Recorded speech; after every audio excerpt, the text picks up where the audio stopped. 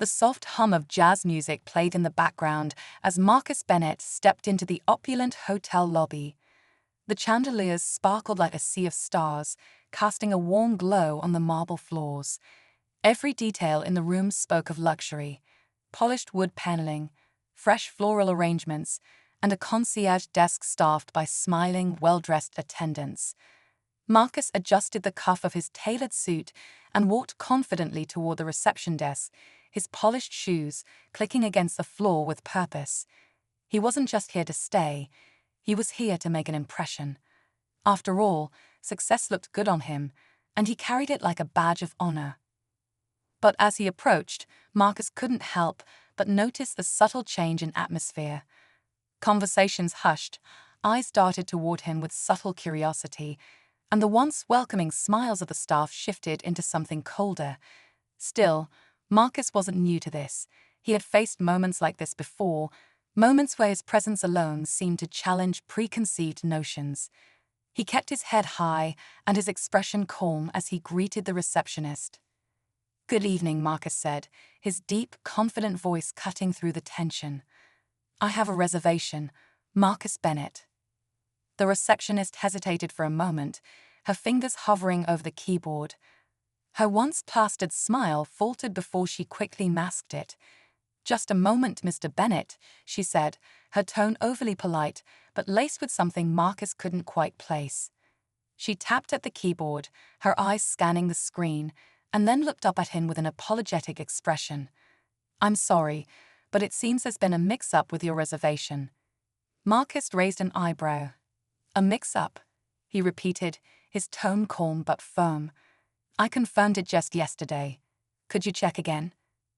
Behind him, murmurs began to spread through the lobby as other guests and staff watched the interaction unfold. Marcus could feel the weight of their stares, but he refused to let it rattle him. The receptionist leaned in slightly, her voice dropping to a whisper. "I'm really sorry, sir, but we won't be able to accommodate you this evening." For a moment, Marcus was stunned. "Won't be able to accommodate me?" he asked, his voice growing sharper. "This is one of the most prestigious hotels in the city. I booked a luxury suite. What exactly is the issue?" The receptionist glanced nervously at a manager who had appeared behind her. The man, a tall, middle-aged figure with a neatly trimmed beard and an air of authority, stepped forward. His expression was steely, almost dismissive. "Mr. Bennett, we reserve the right to refuse service to anyone," he said curtly. "I'm going to have to ask you to leave." The words hit Marcus like a punch to the gut. He took a deep breath, steadying himself as a wave of emotions surged through him: confusion, frustration, and a familiar sting of humiliation. "You're asking me to leave," he said slowly, his voice laced with disbelief. "And why, exactly, is that?" The manager's gaze didn't falter. "I don't believe I need to explain myself," he replied. His tone was cold, almost robotic, and it was clear he wasn't going to budge. Marcus clenched his jaw, his hands balling into fists at his sides. He could feel the heat rising in his chest, but he knew better than to let anger take over. "Fine," he said finally, his voice low but resolute. "I'll leave, but let me tell you something, you'll regret this." The murmurs in the lobby grew louder as Marcus turned on his heel and walked out, his steps steady despite the storm brewing inside him. Outside, the city lights reflected off the windows of the sleek black car waiting for him. His driver opened the door, and Marcus slid inside, his mind racing. As the car pulled away from the hotel, Marcus stared out at the bustling streets, his reflection staring back at him in the window. This wasn't the first time he'd been underestimated, and it probably wouldn't be the last. But this time, he wasn't going to let it slide. This time, he had the power to do something about it. The hotel manager had no idea who Marcus Bennett really was. He wasn't just some wealthy businessman looking for a place to stay. Marcus was a self-made entrepreneur, a visionary who had turned a small startup into a global empire. And now, as the city skyline blurred past him, an idea began to form in his mind, one that would turn this moment of rejection into a story of triumph. Marcus pulled out his phone and dialed a number. "It's me," he said when the call connected. "I need you to start working on something for me. That hotel, I want it." The voice on the other end hesitated. "You want the hotel? As in, you want to buy it?" "That's exactly what I mean," Marcus replied, his voice steady and determined. "They didn't want me there tonight, but let's see how they feel when I'm their new boss." As he ended the call, a small, satisfied smile crept onto his face. This wasn't just about revenge, it was about proving a point. The hotel had made a mistake, and soon they would learn just how costly that mistake was. And so, Marcus Bennett's journey began, not just to reclaim his dignity, but to turn the tables in a way no one would see coming.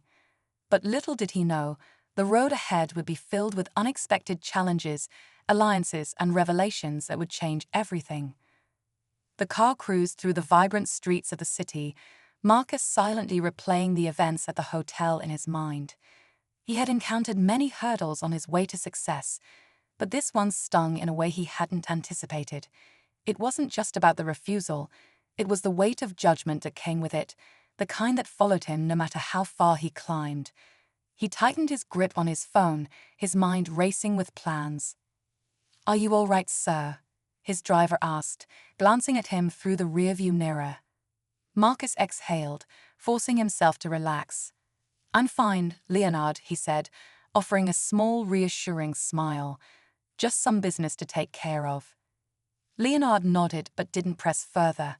He had worked for Marcus long enough to recognize the determined look in his eyes.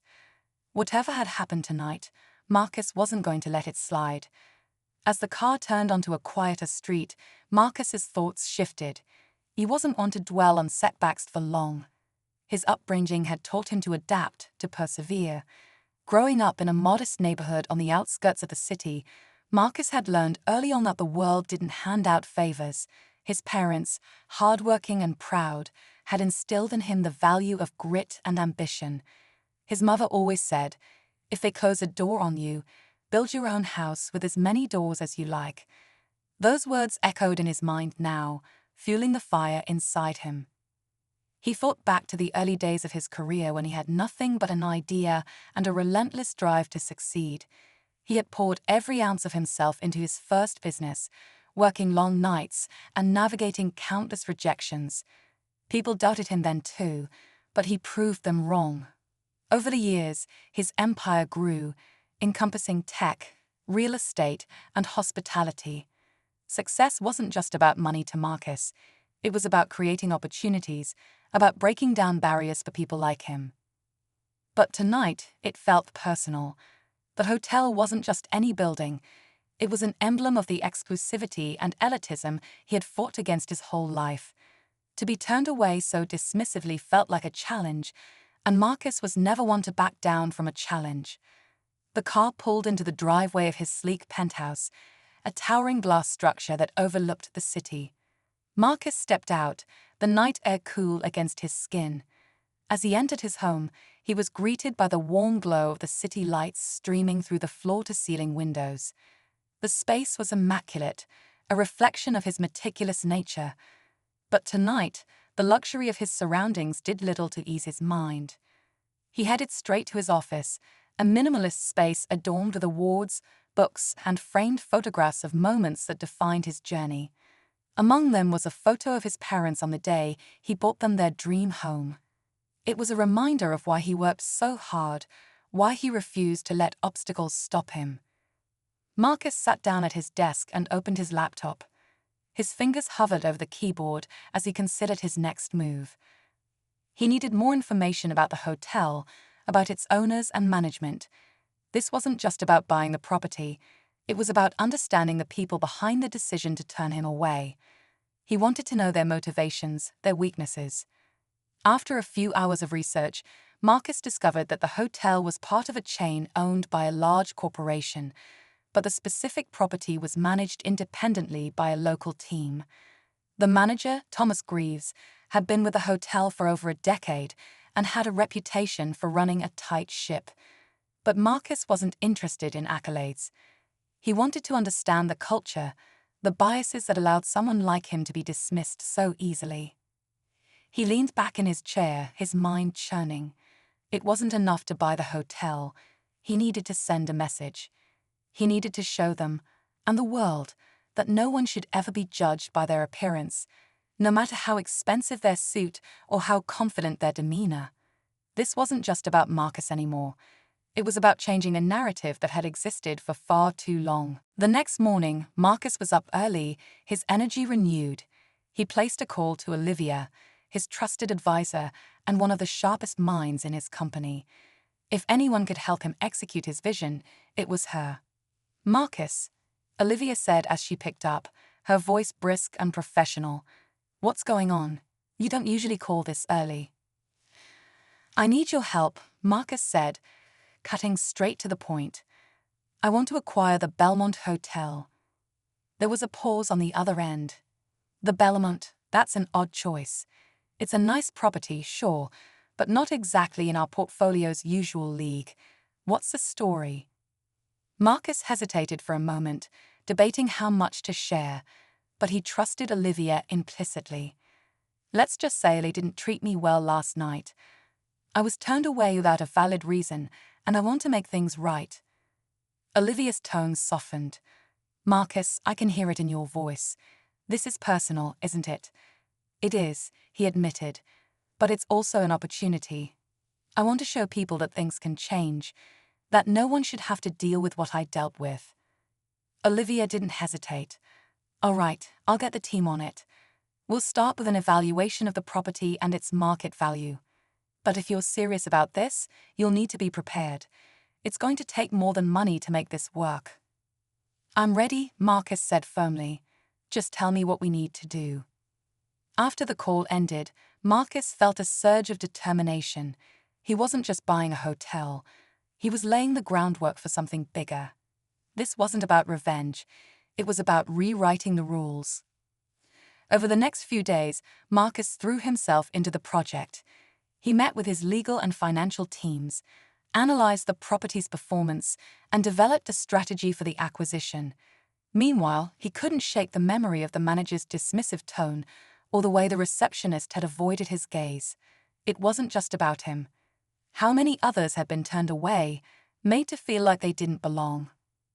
As the pieces began to fall into place, Marcus found himself imagining the hotel's future under his ownership. He envisioned a place where everyone felt welcome, where diversity wasn't just a buzzword, but a core value. It would be a space that celebrated inclusion, where no one would have to question whether they were judged by the color of their skin or the cut of their suit. But there was still work to be done, and Marcus knew this was just the beginning. The acquisition wasn't finalized, and the journey ahead was bound to be filled with challenges. He was ready for whatever came next, because this wasn't just a business deal, it was a mission. As Marcus stood in front of the towering windows of his penthouse that evening, looking out over the glittering city, he felt a sense of calm resolve. The Belmont Hotel had underestimated him. Soon, they would realize their mistake. And when they did, Marcus would be there, not with anger, but with a vision for something greater. The journey was far from over, and the stakes were higher than ever. But Marcus Bennett had never been one to shy away from a challenge. The days that followed were a whirlwind of phone calls, meetings, and strategies. Marcus threw himself into every detail of the acquisition, determined to leave no stone unturned. Olivia and the team worked tirelessly, gathering information about the Belmont Hotel's financials, its operational history, and the corporation that owned it. It wasn't long before a clearer picture began to emerge, a picture that revealed cracks beneath the surface of the hotel's pristine reputation. The Belmont wasn't performing as well as it appeared. While the lobby gleamed and the marketing materials painted a picture of elegance, the numbers told a different story. Occupancy rates were inconsistent, and recent reviews mentioned declining service. The local management team, led by Thomas Greaves, seemed to be struggling to keep up with modern trends in hospitality. Marcus couldn't help but feel a twinge of satisfaction. The same establishment that had so casually dismissed him wasn't as untouchable as it wanted to seem. But it wasn't just the numbers that interested Marcus, it was the culture. Olivia had dug deeper into the team's dynamics, uncovering stories of high turnover among staff and whispers of favoritism. Marcus couldn't ignore the pattern. It wasn't just about the way he had been treated. It was about the underlying attitudes that had allowed such treatment to happen in the first place. One evening, as Marcus reviewed the latest report in his office, Olivia called with an update. "We've got a meeting with their corporate representatives next week," she said. "It's not official yet, but they're willing to hear our offer." "Good," Marcus said, leaning back in his chair. "Let's make sure they know we mean business. This isn't just about buying a hotel, it's about creating something better." Olivia hesitated. "Marcus, I need to ask you something. Are you sure you're ready for what this might uncover? Once we're in, there's no turning back. If there's anything buried beneath the surface, we're going to find it." Marcus's jaw tightened. He knew she was right. The Belmont's glossy exterior might be hiding more than just financial struggles, but he wasn't afraid of what he might find. If anything, the prospect only fueled his determination. "I'm ready," he said firmly, "whatever it takes." As the meeting approached, Marcus couldn't shake the feeling that the stakes were higher than he had anticipated. This wasn't just about proving a point anymore. It was about exposing a system that had been allowed to thrive unchecked. He thought about the countless people who might have faced similar treatment, people who didn't have the resources or platform to fight back. The more he considered it, the more personal it became. When the day of the meeting arrived, Marcus dressed with deliberate precision. His suit was impeccable, his tie perfectly knotted. He wanted to project an image of control and authority, a stark contrast to the way he had been treated at the hotel. Olivia met him in the lobby of the corporate office, her usual calm demeanor slightly more serious than usual. "They're going to test us," she said as they walked toward the conference room. "Stay composed, no matter what they throw at you." Marcus nodded, his expression unreadable. He had faced tougher rooms than this one. As they entered, he immediately noticed the way the representative's eyes flicked toward him, their gazes assessing. The air was thick with unspoken tension, but Marcus wasn't about to let it intimidate him. The negotiations began cordially enough, with polite introductions and discussions about the hotel's market position, but it didn't take long for the tone to shift. One of the corporate representatives, a sharp-suited man with a condescending smile, leaned forward and addressed Marcus directly. "Mr. Bennett, I have to ask, what exactly is your vision for the Belmont? It's a unique property, and we're very particular about maintaining its reputation." Marcus met the man's gaze evenly. "My vision is simple," he said. "I want to create a space that truly reflects the values of modern hospitality, a place where every guest feels welcome, regardless of who they are or where they come from." The man's smile faltered slightly, but he quickly recovered. "An admirable goal," he said, "but let's be realistic. The Belmont has a certain clientele, people who expect a certain standard. Changes like the ones you're suggesting could alienate them." Marcus didn't flinch. If the changes alienate anyone, perhaps they weren't the right clientele to begin with. The tension in the room was palpable. Olivia shot Marcus a subtle look, silently warning him to keep his emotions in check. But Marcus wasn't about to back down. He had spent his entire career challenging the status quo, and he wasn't going to stop now. As the meeting continued, Marcus couldn't help but notice the undercurrents of resistance. The representatives seemed more concerned with protecting their image than addressing the hotel's actual issues. It was clear they saw Marcus as an outsider, someone who didn't fit their mold, but that only strengthened his resolve. After the meeting, as Marcus and Olivia walked back to their car, she turned to him with a small smile. "You handled that well," she said, "but they're not going to make this easy for us." "I didn't expect them to," Marcus replied, "but we're not done yet." In the weeks that followed, Marcus and his team continued to push forward, navigating the complexities of the acquisition process. But as they delved deeper into the Belmont's operations, they uncovered more than they had bargained for.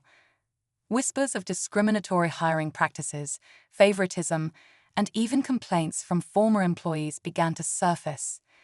Marcus felt a mix of anger and determination.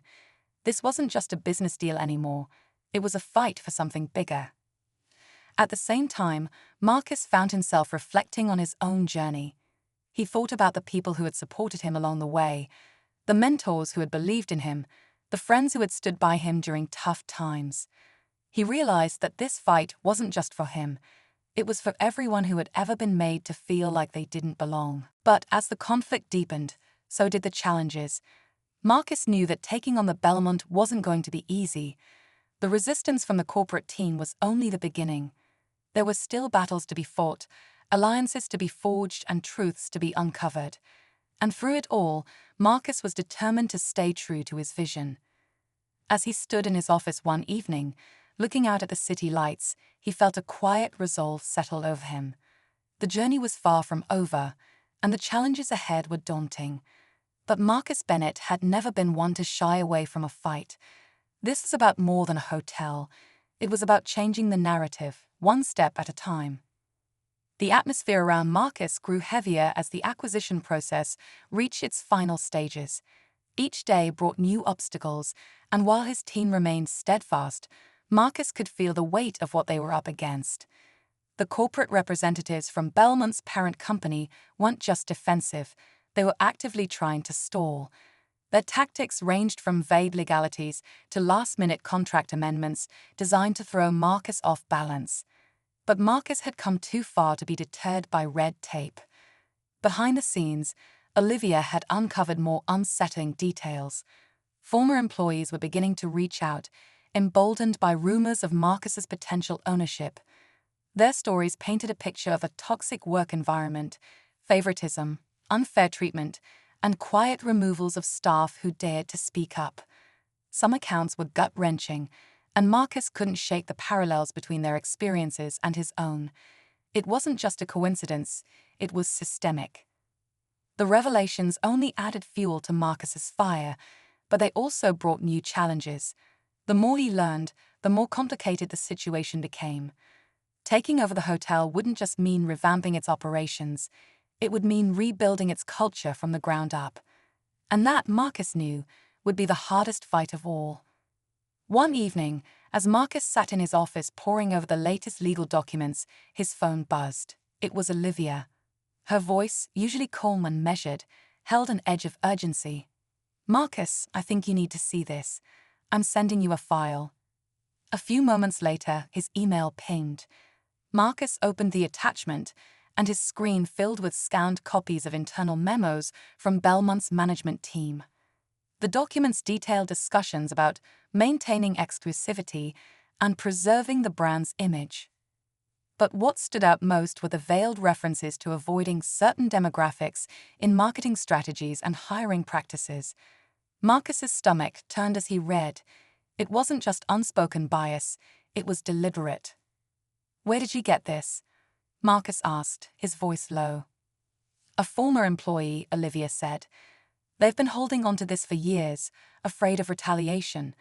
But they heard about what we're doing, and they wanted to help." Marcus leaned back in his chair, his mind racing. This was bigger than he had imagined.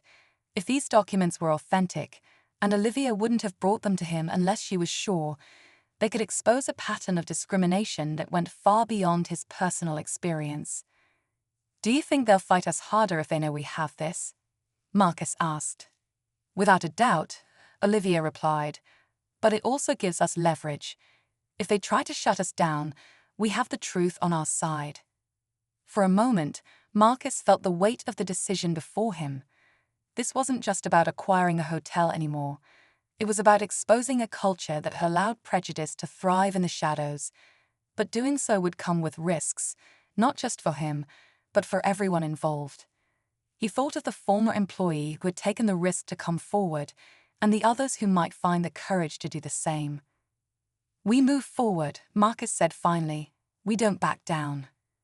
The days that followed were a blur of meetings and negotiations. Marcus and his team worked tirelessly, countering every delay tactic with precision. The corporate representatives grew increasingly hostile, their polished facades cracking under the pressure. But Marcus refused to give them the satisfaction of seeing him falter. Meanwhile, the story was beginning to spread. Whispers of Marcus's potential takeover had reached the media, and the buzz around the Belmont was growing. Marcus had deliberately kept a low profile, but the rumors were enough to draw attention. Journalists began digging into the hotel's history, and the stories of former employees started to surface. The pressure was mounting, and Marcus knew it was only a matter of time before the truth came to light. One evening, Marcus received a call from an unknown number. He hesitated before answering, his instincts on high alert. The voice on the other end was calm, almost too calm. "Mr. Bennett, I believe we need to talk." Marcus recognized the voice instantly. It was Thomas Greaves, the Belmont's general manager. The man who had stood in the lobby and watched as Marcus was humiliated. "I'm surprised you have my number," Marcus said evenly. "I have my ways," Greaves replied, "and I've been following your ambitions with great interest, but I thought it was time we spoke directly." Marcus leaned forward in his chair. "I'm listening." Greaves's tone was measured, but there was an undercurrent of tension. "Let's not pretend this is just business, Mr. Bennett. I know why you're doing this, but you should know that the Belmont is more than just a building. It's a legacy that some of us have worked very hard to protect." Marcus's grip on the phone tightened. Protecting a legacy doesn't give you the right to exclude people. "There are things you don't understand," Graves said, his voice hardening. "Things that go beyond what you see on paper. If you continue down this path, you might find yourself in over your head." Marcus's jaw clenched. "Is that a threat?" "Consider it a warning," Greaves replied. "You've made your point, Mr. Bennett. Walk away while you still can." The line went dead, leaving Marcus staring at his phone. His heart pounded, but it wasn't fear that coursed through him. It was determination. Greaves's words had only confirmed what Marcus already knew. He was on the right path, and the resistance he faced was a sign that he was challenging something deeply ingrained. But the call also signaled that the fight was far from over. The Belmont's defenders weren't going to give up without a battle, and Marcus would need every ounce of strength and resilience to see it through. As he sat in the quiet of his office, the city lights twinkling outside the window, Marcus made a silent vow to himself. No matter how difficult the road ahead, he wouldn't stop until the Belmont was a place where everyone was treated with dignity and respect. As the days unfolded, Marcus found himself consumed by the mounting tension. The acquisition process was in its final stages, but the air felt heavier with every passing moment. Greaves's cryptic warning lingered in his mind, not as a deterrent, but as a reminder of the lengths people would go to maintain their grip on power. Marcus pushed forward with an unrelenting focus, even as the world around him seemed to tighten its hold. One evening, Olivia burst into his office, her expression a mix of urgency and disbelief. "Marcus, you're not going to believe this," she said, placing a folder on his desk. "What now?" Marcus asked, bracing himself. Olivia flipped open the folder, revealing a series of financial records. "I had someone dig deeper into the Belmont's financials. At first glance, everything seemed normal. But look here." She pointed to a series of transactions buried within the documents. These payments that are routed through offshore accounts. The amounts are small enough not to raise immediate suspicion, but over time, they add up to millions. Marcus leaned in, his eyes scanning the records. "What are they for?" "That's the thing," Olivia said, her voice taut.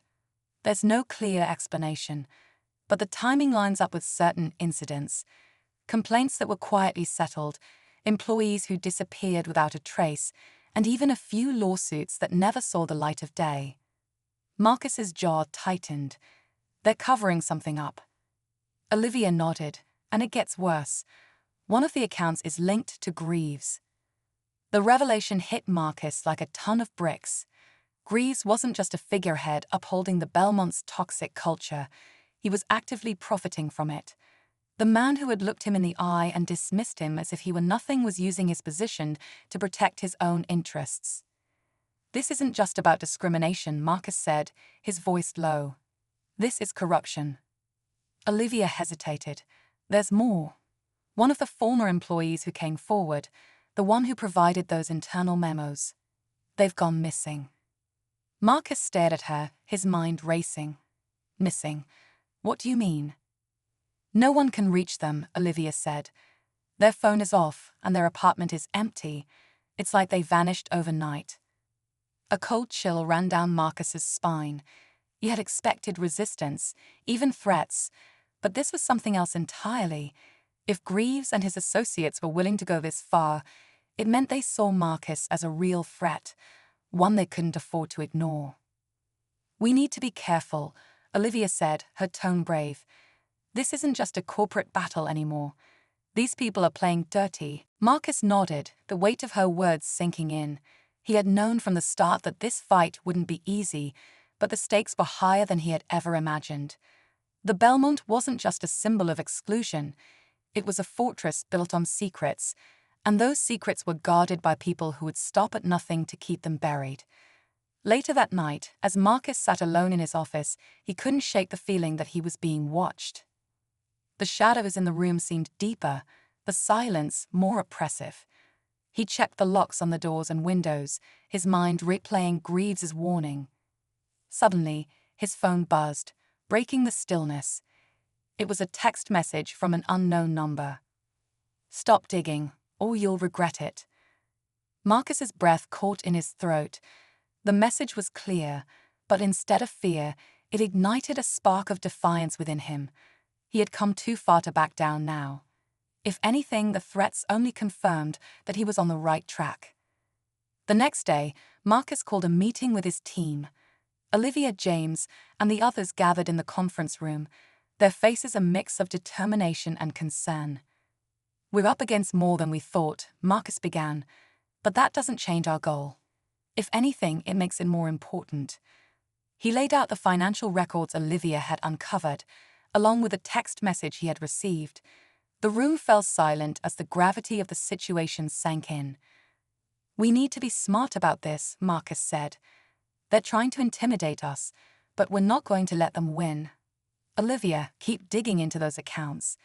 James, I want you to look into the former employee who's gone missing. We need to find out what happened to them." As the team dispersed, Marcus felt a renewed sense of purpose. The Belmont's dark underbelly was being exposed, piece by piece, and he was determined to see it through. But as he stepped out of the conference room, he couldn't shake the feeling that they were running out of time. That evening, Marcus received another call, this time from an anonymous number. He hesitated before answering, his pulse quickening. "You should have listened," the voice on the other end said, low and menacing. "Now it's too late." The line went dead, leaving Marcus gripping the phone in a white-knuckled grip. The threat was clear, but it only steeled his resolve. Whatever secrets the Belmont was hiding, he would uncover them, and when he did, there would be no turning back. As the sun dipped below the horizon, casting the city in a golden glow, Marcus stood by the window of his office, the weight of the past few weeks pressing heavily on his shoulders. The threats had escalated, the challenges had multiplied, and the lines between right and wrong, business and survival had blurred. But tonight, something was different. Tonight was the night it would all come to a head. Earlier that day, Olivia had burst into his office with news that would change everything. She had found the missing former employee, a young woman named Tanya, who had been hiding out of fear for her safety. Marcus and Olivia met her at a safe location, where Tanya shared her story. Through tears, she described a web of corruption that ran far deeper than Marcus had imagined. It wasn't just Greaves. It was an entire network of individuals using the Belmont as a front for illegal activities, from embezzlement to blackmail. Tanya had proof, emails, financial records, even recordings of conversations implicating Greaves and other key players. As Marcus reviewed the evidence, his initial shock gave way to a steely determination.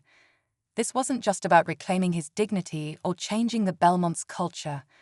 This was about exposing a system that had preyed on people like Tanya for far too long. With Tanya's permission, Marcus and Olivia prepared to release the evidence to the authorities and the media. But they knew the risks.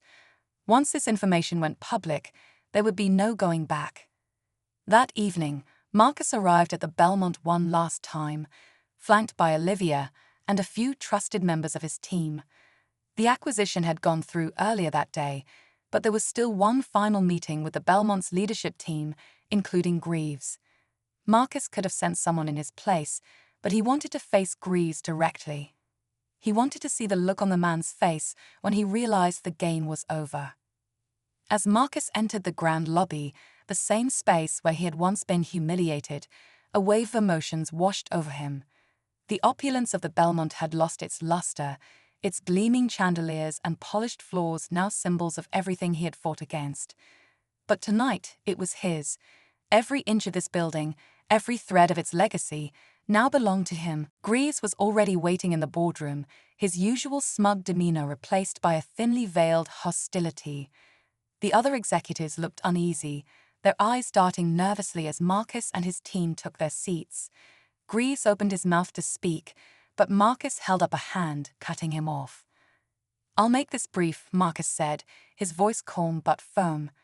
"As of today, I'm the owner of this hotel, and as of today, things are going to change." Greaves smirked, leaning back in his chair. "You think you've won, Bennett? This place is more than a hotel. It's a legacy, a tradition.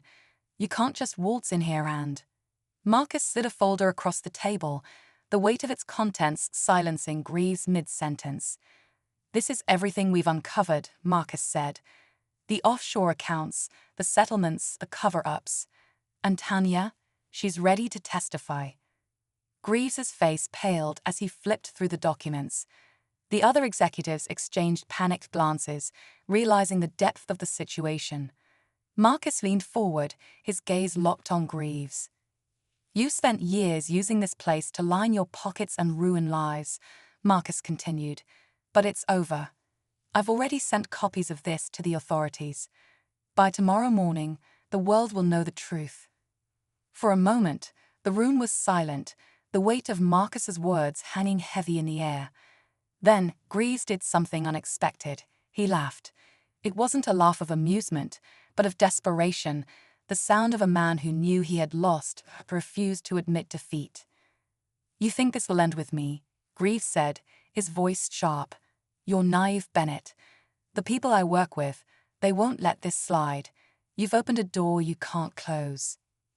Marcus stood, his expression unwavering. "Let them come. I'm not afraid of people who hide in the shadows, and neither should anyone else."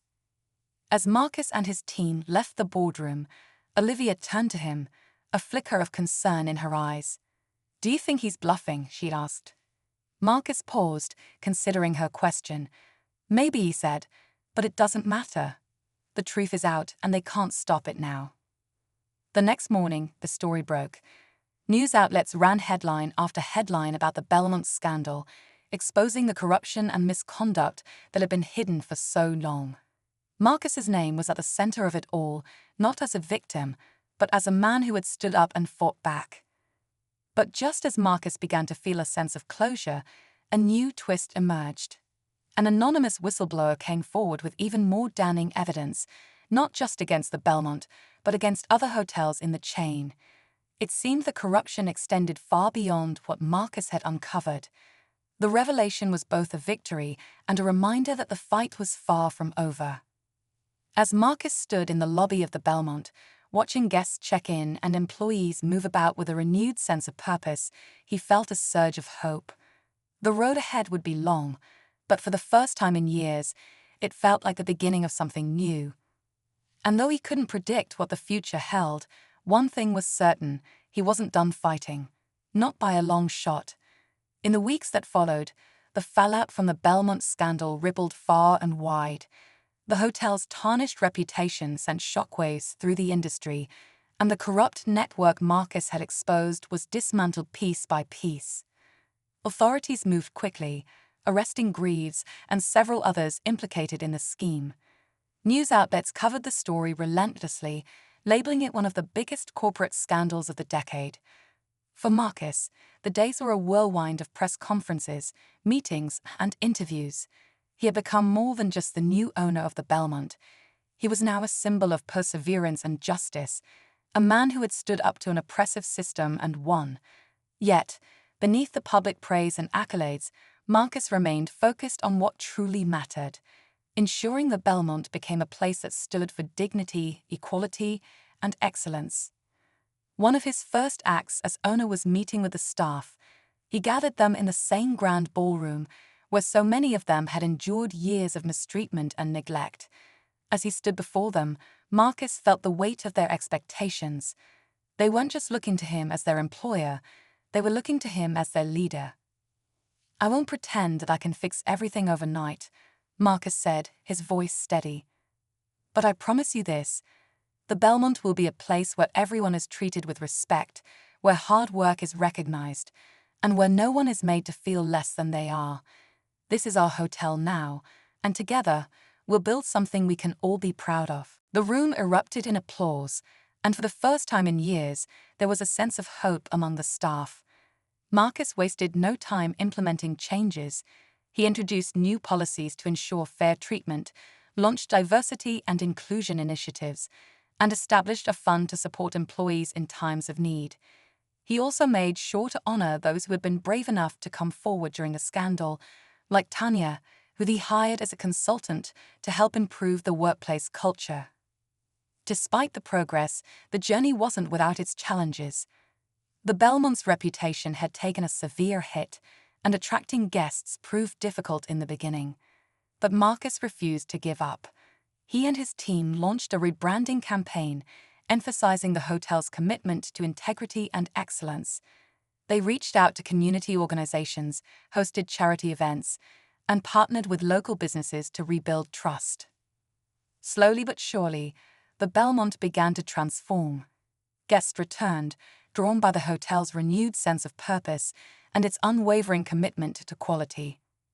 The staff worked with a newfound pride, and the once hostile environment was replaced by one of camaraderie and respect. The hotel was no longer just a building, it was a testament to resilience and change. One evening, as Marcus walked through the lobby, he spotted an older man sitting in one of the lounge chairs. The man was reading a newspaper, and his face was vaguely familiar. It took Marcus a moment to recognize him. It was Mr. Caldwell, the same manager who had escorted him out of the hotel all those months ago. Caldwell looked up, and their eyes met. For a moment, neither of them spoke. Then Caldwell stood, folding the newspaper under his arm.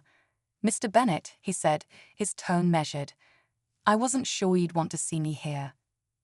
Marcus regarded him for a moment before nodding. "Everyone deserves a chance to move forward," he said, "as long as they're willing to change." Caldwell hesitated, then extended his hand. "Thank you," he said. "I've been following everything you've done here. It's remarkable." Marcus shook his hand, feeling a strange sense of closure. It wasn't about forgiveness. It was about letting go of the past and focusing on the future. As the months turned into a year, the Belmont became a beacon of transformation. It wasn't just a hotel anymore. It was a story, one that people from all over came to be a part of. Guests marveled at the hospitality, staff felt valued for the first time in years, and the community rallied around the once controversial establishment. Marcus had turned a place that had once symbolized exclusion into a symbol of possibility. On the one-year anniversary of the acquisition, Marcus hosted a celebration in the hotel's ballroom. Employees, community leaders, and even some of the guests who had supported the Belmont during its transition gathered to mark the occasion. Marcus stood at the front of the room, his heart full as he looked out at the crowd. "This journey hasn't been easy," he began, his voice filled with emotion. "There were moments when I doubted myself, moments when the obstacles felt insurmountable. But standing here today, I'm reminded of why we started this journey in the first place. Change is never easy, but it's always worth it. And together, we've proven that anything is possible." The room erupted in applause, and Marcus felt a deep sense of gratitude. This wasn't just his victory, it was theirs. It was a testament to the power of resilience, the importance of standing up for what's right, and the belief that everyone deserves a chance to be treated with dignity. As the evening wound down, Marcus found himself standing by the window of the ballroom, looking out at the city lights. Olivia approached, a glass of champagne in her hand. "Not bad for a man who once got kicked out of this place," she said with a grin. Marcus chuckled, raising his own glass. "Not bad at all." They clinked glasses, and for a moment, the weight of the past year seemed to lift. Marcus knew there would always be challenges ahead, but for the first time in a long time, he felt at peace. The Belmont had become more than he ever imagined, and in the process, it had changed him too. As the last guests left and the lights in the ballroom dimmed, Marcus took one final look around. This was no longer the place where he had been humiliated. It was a place of triumph, growth, and hope. And as he walked out into the cool night air, he couldn't help but smile. The Belmont story had come full circle, but for Marcus, this was just the beginning of a new chapter.